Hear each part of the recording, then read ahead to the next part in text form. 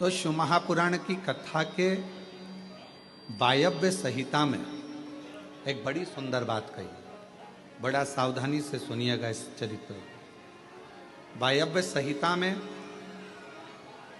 श्री वेदव्यास जी वर्णन कर रहे हैं और वायव्य संहिता के अंतर्गत वेदव्यास जी कहते हैं कि अगर तुम मंदिर तक ना जा सको, तुम शिव पर एक लोटा जल चढ़ाने के लिए अपने नज़दीक के शिवालय में देवालय में ना जा सकें, कोई मंदिर नज़दीक नहीं है, कोई शिवालय नज़दीक नहीं है, तो वायव्य संहिता में वेदव्यास जी कहते हैं कि अपने घर में यदि बेलपत्र का वृक्ष है, बेलपत्र का छोटा सा भी अगर पौधा है, तो उसमें थोड़ा भी जल आप प्रतिदिन चढ़ा रहे हो तो समझ लेना कि 12 ज्योतिर्लिंग में आप जल चढ़ा रहे हो। 12। ये वायव्य संहिता कर।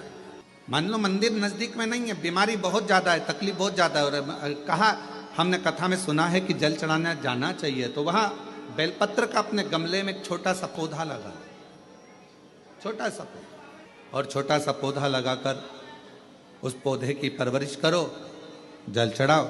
जब वो पौधा बड़ा हो जाए तो किसी बगीचे में जाकर कहीं शिवालय में, देवालय में, कहीं पर एकांत में उस पौधे को लगा दो। जैसे तुलसा जी को बड़ा कर कर तुलसा जी का मंगल विवाह शालिग्राम जी से होता है, देव उठनी एकादशी पर शालिग्राम बाबा के साथ मंगल विवाह किया जाता है, वैसे ही बेलपत्र के पौधे को बड़ा कर कर उसको भी शिव को समर्पित किया जाता है,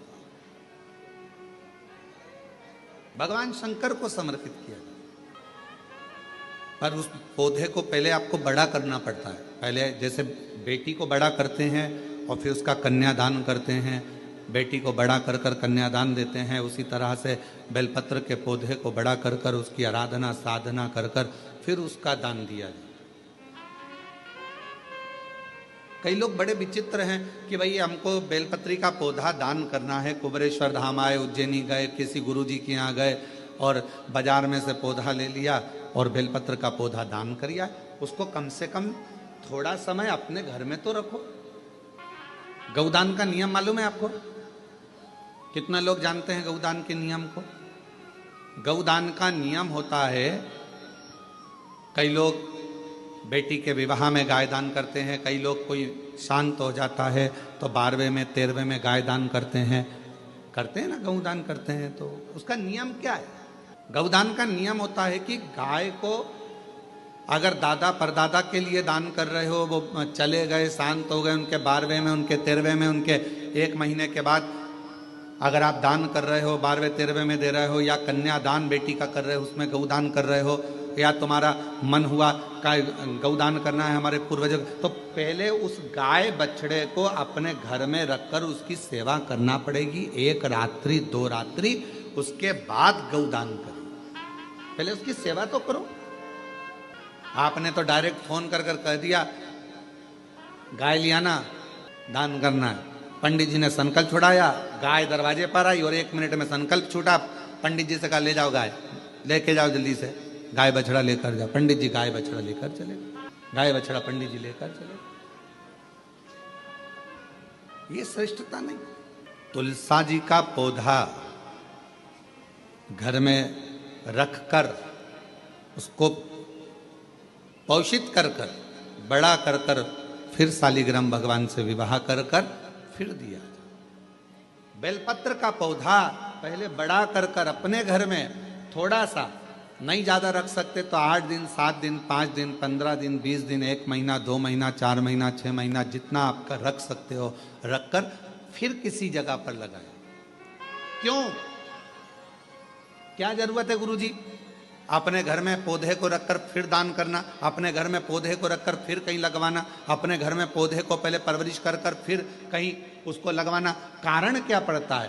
कारण एक है, वायव्य संहिता शिव महापुराण की कहती है, अगर हमने किसी बेलपत्र के पौधे को अपने घर में रखकर 5 दिन 7 दिन 1 महीना 15 दिन 6 महीना उसको परवरिश करा, तो हमारे घर का कितना भी नेगेटिवता, कितनी भी हमारे घर में कुछ भी गंदा हो रहा है, कुछ गलत हो रहा है, कोई गलत हो रहा है, कोई झूठ बोल रहा है, कोई पाप कर्म हो गया हमारे घर में, इस भूमि पर जिसमें हम रहते हैं, उस घर में एनर्जी अगर नहीं है, तो आपने उस पौधे को अपने घर में रखकर उसका परवरिश कर 15 दिन, 7 दिन, 1 महीना, 2 महीना, 6 महीना, 8 महीना, जितना तुम्हारा मन कर जाए, 1 दिन, 2 दिन, जितना मन कर, उसके बाद पौधे को कहीं लगवा। क्यों?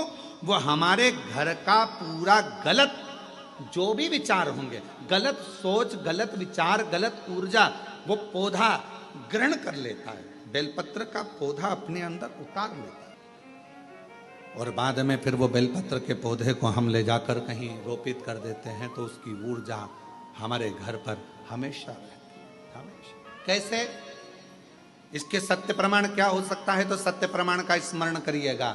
एक गाय को 5 दिन, 7 दिन, 9 दिन, 15 दिन अपने दरवाजे से रोटी दीजिए। 9 दिन रोज रोटी दो, 10वें दिन गाय तुम्हारे दरवाजे पर आकर खड़ी हो जाए। बोलो, खड़ी होगी कि नहीं होगी? जम के तो बोलो, खड़ी होगी ना। गौ माता को तुमने रोटी दिया, अब गाय रोज आकर, तुम रोटी खा रहे 2 दिन, 3 दिन, 5 दिन तुमने रोटी दिया, तो गाय आकर खड़ी हो जाएगी।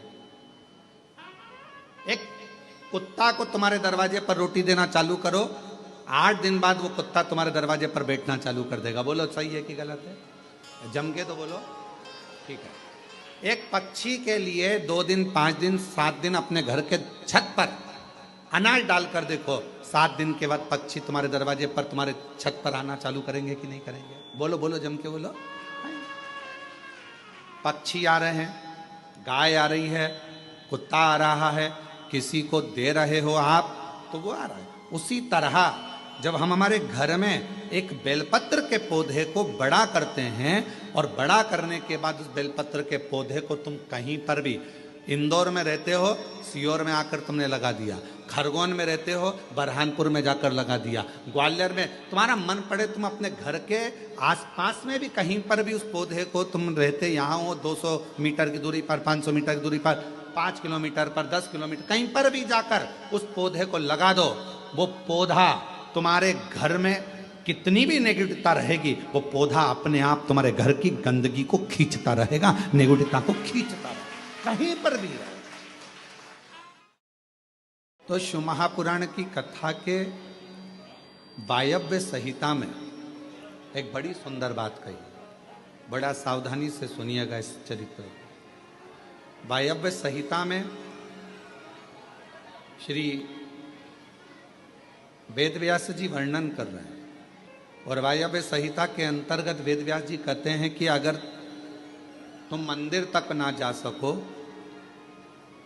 तुम शिव पर 1 लोटा जल चढ़ाने के लिए अपने नज़दीक के शिवालय में, देवालय में ना जा सकें, कोई मंदिर नज़दीक नहीं है, कोई शिवालय नज़दीक नहीं है, तो वायव्य संहिता में वेदव्यास जी कहते हैं कि अपने घर में यदि बेलपत्र का वृक्ष है, बेलपत्र का छोटा सा भी अगर पौधा है, तो उसमें थोड़ा भी जल आप प्रतिदिन चढ़ा रहे हो, तो समझ लेना कि 12 ज्योतिर्लिंग में आप जल चढ़ा रहे हो। 12।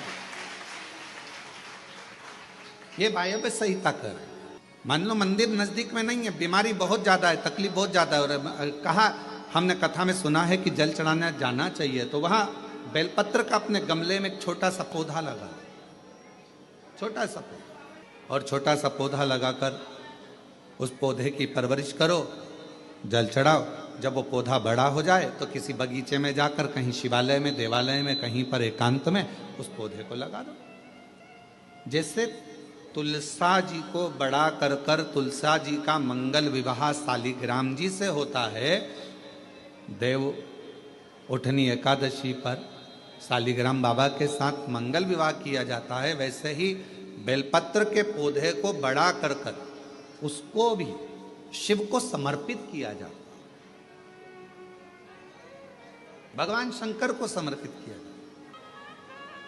पर उस पौधे को पहले आपको बड़ा करना पड़ता है। पहले जैसे बेटी को बड़ा करते हैं और फिर उसका कन्यादान करते हैं, बेटी को बड़ा कर कर कन्यादान देते हैं, उसी तरह से बेलपत्र के पौधे को बड़ा कर कर उसकी आराधना साधना कर कर फिर उसका दान दिया जाए।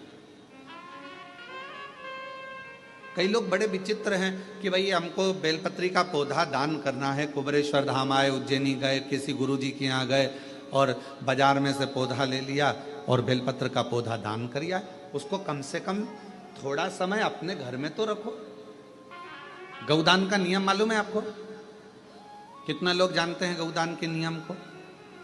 गौदान का नियम होता है, कई लोग बेटी के विवाह में गाय दान करते हैं, कई लोग कोई शांत हो जाता है तो 12वें में 13वें में गाय दान करते हैं ना, गौदान करते हैं। तो उसका नियम क्या है?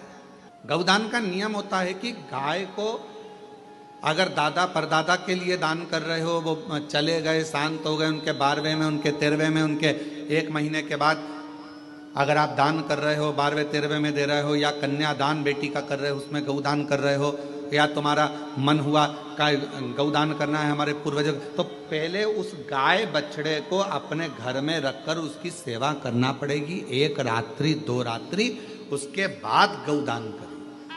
पहले उसकी सेवा तो करो। आपने तो डायरेक्ट फोन कर कर कह दिया गाय लिया ना, दान करना है। पंडित जी ने संकल्प छुड़ाया, गाय दरवाजे पर आई और 1 मिनट में संकल्प छूटा।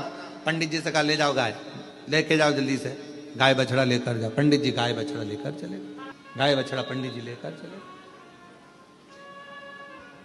ये श्रेष्ठता नहीं। तुलसा जी का पौधा घर में रखकर उसको पोषित कर कर बड़ा कर कर फिर शालिग्राम भगवान से विवाह कर कर फिर दिया। बेलपत्र का पौधा पहले बड़ा कर कर अपने घर में थोड़ा सा, नहीं ज्यादा रख सकते तो 8 दिन 7 दिन 5 दिन 15 दिन 20 दिन 1 महीना 2 महीना 4 महीना 6 महीना जितना आपका रख सकते हो रखकर फिर किसी जगह पर लगाए। क्यों? क्या जरूरत है गुरुजी अपने घर में पौधे को रखकर फिर दान करना, अपने घर में पौधे को रखकर फिर कहीं लगवाना, अपने घर में पौधे को पहले परवरिश कर कर फिर कहीं उसको लगवाना? कारण क्या पड़ता है? कारण एक है, वायव्य संहिता शिव महापुराण की कहती है, अगर हमने किसी बेलपत्र के पौधे को अपने घर में रखकर 5 दिन 7 दिन 1 महीना 15 दिन 6 महीना उसको परवरिश करा तो हमारे घर का कितना भी नेगेटिवता, कितनी भी हमारे घर में कुछ भी गंदा हो रहा है, कुछ गलत हो रहा है, कोई गलत हो रहा है, कोई झूठ बोल रहा है, कोई पाप कर्म हो गया हमारे घर में, इस भूमि पर जिसमें हम रहते हैं उस घर में एनर्जी अगर नहीं है तो आपने उस पौधे को अपने घर में रखकर उसका परवरिश कर कर 15 दिन 7 दिन 1 महीना 2 महीना 6 महीना 8 महीना जितना तुम्हारा मन कर जाए, 1 दिन 2 दिन जितना मन कर, उसके बाद पौधे को कहीं लगवा। क्यों? वो हमारे घर का पूरा गलत जो भी विचार होंगे, गलत सोच, गलत विचार, गलत ऊर्जा वो पौधा ग्रहण कर लेता है। बेलपत्र का पौधा अपने अंदर उतार लेता है और बाद में फिर वो बेलपत्र के पौधे को हम ले जाकर कहीं रोपित कर देते हैं तो उसकी ऊर्जा हमारे घर पर हमेशा रहती है, हमेशा। कैसे? इसके सत्य प्रमाण क्या हो सकता है? तो सत्य प्रमाण का स्मरण करिएगा। एक गाय को 5 दिन 7 दिन 9 दिन 15 दिन अपने दरवाजे से रोटी दीजिए। 9 दिन रोज रोटी दो, 10वें दिन गाय तुम्हारे दरवाजे पर आकर खड़ी हो जाएगी। बोलो खड़ी होगी कि नहीं होगी? जम के तो बोलो खड़ी होगी ना। गौ माता को तुमने रोटी दिया, अब गाय रोज आकर तुम रोटी खा रहे, 2 दिन 3 दिन 5 दिन तुमने रोटी दिया तो गाय आकर खड़ी हो जाएगी। एक कुत्ता को तुम्हारे दरवाजे पर रोटी देना चालू करो, 8 दिन बाद वो कुत्ता तुम्हारे दरवाजे पर बैठना चालू कर देगा। बोलो सही है कि गलत है? जम के तो बोलो ठीक है। एक पक्षी के लिए 2 दिन 5 दिन 7 दिन अपने घर के छत पर अनाज डालकर देखो, 7 दिन के बाद पक्षी तुम्हारे दरवाजे पर तुम्हारे छत पर आना चालू करेंगे कि नहीं करेंगे? बोलो बोलो जम के बोलो। पक्षी आ रहे हैं, गाय आ रही है, कुत्ता आ रहा है, किसी को दे रहे हो आप तो वो आ रहा है। उसी तरह जब हम हमारे घर में एक बेलपत्र के पौधे को बड़ा करते हैं और बड़ा करने के बाद उस बेलपत्र के पौधे को तुम कहीं पर भी इंदौर में रहते हो, सीहोर में आकर तुमने लगा दिया, खरगोन में रहते हो, बरहानपुर में जाकर लगा दिया, ग्वालियर में, तुम्हारा मन पड़े तुम अपने घर के आसपास में भी कहीं पर भी उस पौधे को तुम रहते यहाँ हो 200 मीटर की दूरी पर, 500 मीटर की दूरी पर, 5 किलोमीटर पर, 10 किलोमीटर कहीं पर भी जाकर उस पौधे को लगा दो। वो पौधा तुम्हारे घर में कितनी भी नेगेटिवता रहेगी, वो पौधा अपने आप तुम्हारे घर की गंदगी को खींचता रहेगा, नेगेटिवता को खींचता रहेगा, कहीं पर भी रहे।